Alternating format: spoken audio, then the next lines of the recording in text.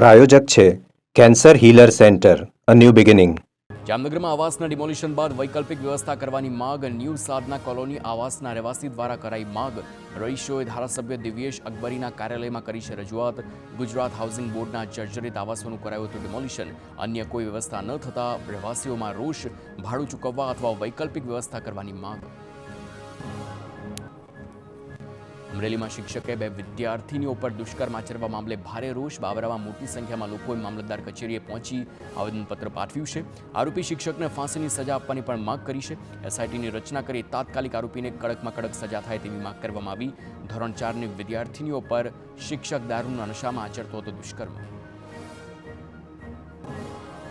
આપના ધારાસભ્ય ચૈત્ર વસાવાના બુટલેગર સાથેનો વિડીયો વાયરલ થવાનો મામલો. વાયરલ વિડીયો મુદ્દે ચૈત્ર વસાવાએ કરી સ્પષ્ટતા.